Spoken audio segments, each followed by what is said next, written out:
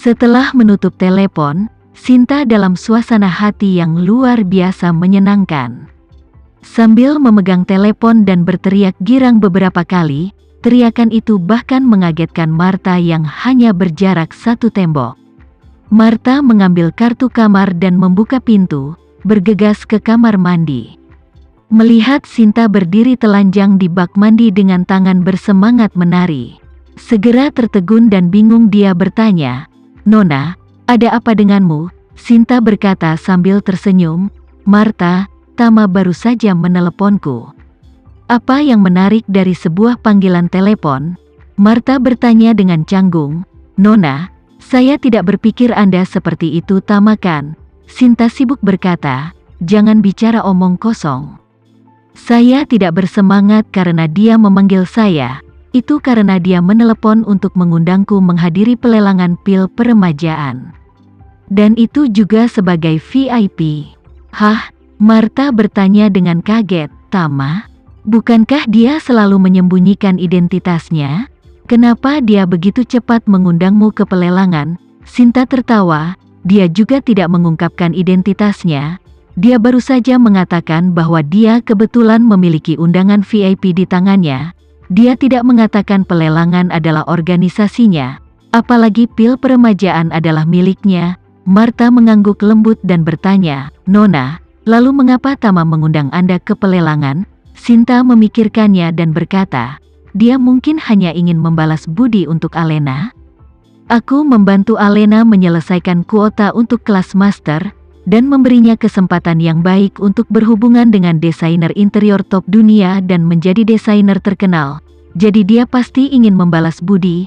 Martha tidak curiga, tetapi berkata dengan khawatir, "Nona, apakah Anda pikir dia ingin menggunakan undangan VIP ini untuk membayar kembali semua bantuan yang telah Anda lakukan selama periode waktu ini sekaligus?" "Saya rasa tidak." Sinta menggelengkan kepalanya dan berkata, dalam nada suara Tama, "Undangannya ke pelelangan mirip dengan mengundang saya untuk menonton film. Jadi dia pasti tidak akan menggunakan ini untuk melunasi hutang budinya." Martha sedikit lega berbicara, "Dalam hal ini tidak apa-apa. Kamu tidak hanya dapat pergi dan menyaksikan pelelangan, tetapi kamu juga dapat menemukan alas yang bagus untuk dirimu sendiri. Jika guru gagal mendapatkan pil peremajaan, kamu bisa langsung memberitahunya setelah pelelangan bahwa kamu juga ingin membelinya setelah melihat efek ajaib dari pil peremajaan, dan lihat apakah dia mungkin menjualnya padamu secara pribadi." Sinta pun melaporkan kabar gembira tersebut kepada Daron yang masih berada di Shangri-La melalui video chat. Daron, yang sangat marah karena aturan dan peraturan hotel, tiba-tiba tercerahkan setelah mengetahui berita ini dan berkata dengan penuh semangat, "Sinta hebat. Sepertinya usahamu di Jakarta selama periode ini tidak sia-sia. Tuan Renza itu pasti dalang di balik seluruh lelang." Sinta mengangguk, menatap Daron di video, tersenyum, dan berkata dengan tenang, "Kakek, kamu harus tahan dengan itu untuk sementara waktu dalam 2 hari ini. Begitu pelelangan selesai, tidak peduli apa hasilnya, saya akan segera membawa Anda ke hotel tempat saya menginap ini. Aku sudah menyiapkan kamar untukmu." "Bagus," Daron berkata dengan penuh syukur. "Kamu masih yang paling berhati-hati dan aman." Sinta menambahkan, "Kakek, pada hari pelelangan, aku akan datang ke kotak VIP, jadi aku tidak akan bertemu denganmu kalau begitu." "Oke," Daron berkata sambil tersenyum, "saya harap saya bisa menang." Sinta berkata tanpa berpikir, "Kakek, jangan khawatir, kamu akan mendapatkannya." Daron, yang berada di Shangri-La, menutup telepon dengan senyum lega di wajahnya dan berkata kepada Karl Yanuar, "Tuan Yanuar, gadis ini benar-benar bakat yang hebat. Begitu banyak orang yang mencoba menemukan master di balik pil peremajaan, tapi dia satu-satunya yang berhasil. Saya sangat terkesan." Karl Yanuar mengangguk dan berkata, "Nona Sinta berbakat dan memiliki kekuatan yang luar biasa. Dia akan menjadi talenta hebat di masa depan." Daron sedikit mengangguk, lalu berkata dengan sedikit emosi, "Jika Sinta laki-laki, itu pasti akan menjadi keberuntungan besar bagi keluarga Fei. Tapi sayangnya, Karl ingin mengatakan sesuatu, tetapi ragu sejenak atau menyerah. Meskipun dia juga merasa bahwa Sinta sekarang adalah keturunan paling menjanjikan dari keluarga Fei, tapi kata-kata seperti itu, dia merasa tidak pantas untuk diucapkan di depan Daron. Bagaimanapun, dia tahu bahwa dia hanyalah pengawal pribadi Daron. Semua tugasnya hanya untuk melindunginya dan memastikan keselamatannya. Dan tidak pantas baginya untuk berkomentar banyak tentang urusan keluarga Fei. Selain itu, interior keluarga Fei tampaknya tenang, tetapi pada kenyataannya, sudah ada arus gelap. Dan Karl Yanuar harus segera kembali ke divisinya, jadi dia tidak ingin mengarungi air berlumpur ini. Ketika Daron melihat bahwa Karl Yanuar ingin mengatakan sesuatu tetapi berhenti, dia memahami sikap Karl dan merasa sedikit kecewa di hatinya untuk sementara waktu. Ia berharap Karl bisa menjadi kekasihnya, meski setia padanya. Tapi selalu tidak mau terlalu ramah dengannya, yang juga membuat hatinya mau tidak mau bergejolak dengan rasa kesepian. Tapi dia tidak menyalahkan Karl. Karena Karl sendiri adalah orang seperti itu, batas kesadarannya menjadi sangat jelas.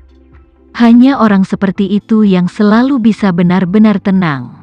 Dan hanya orang seperti itu, semaksimal mungkin, yang dapat membantu atasan menghindari kesalahan.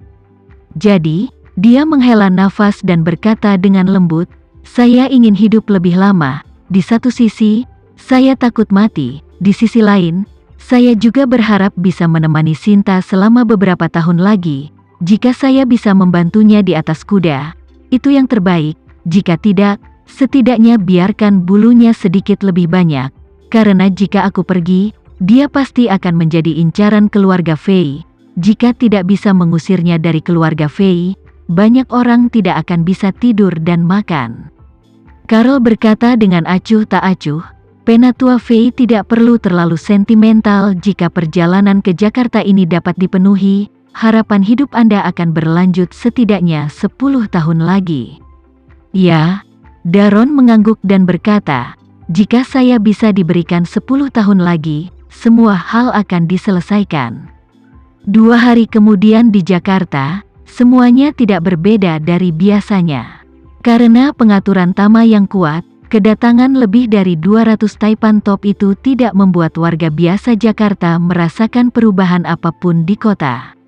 Kecuali fakta bahwa bandara di beberapa kota di sekitarnya penuh dengan tempat parkir.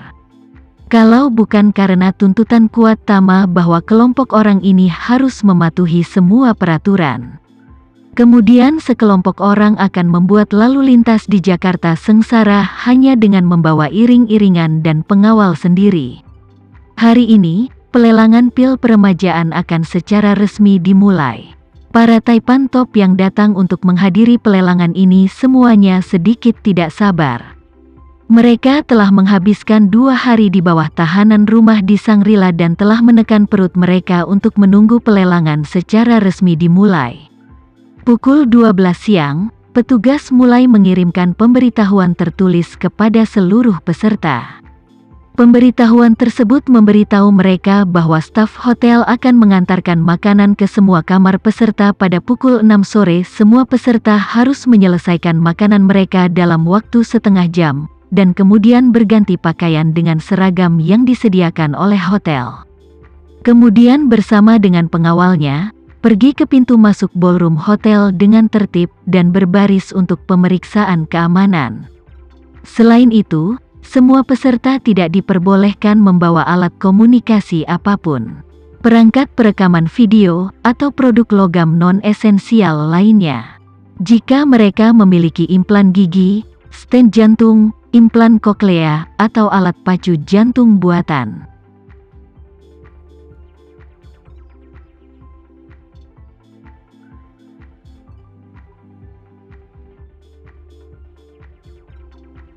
Sekian dulu ya video kali ini, kita lanjutkan lagi videonya di lain waktu. Oh iya, bagaimana menurut kalian? Semoga bisa sedikit menghibur kalian semua. Untuk teman-teman yang baru nonton, jangan lupa subscribe ya, hehehe. Dan kalau teman-teman ada yang ingin gabung langganan bisa langsung gabung saja untuk dapat fitur yang menarik dan sedikit membantu Mimin. Terima kasih banyak sudah menonton, sampai jumpa lagi, bye.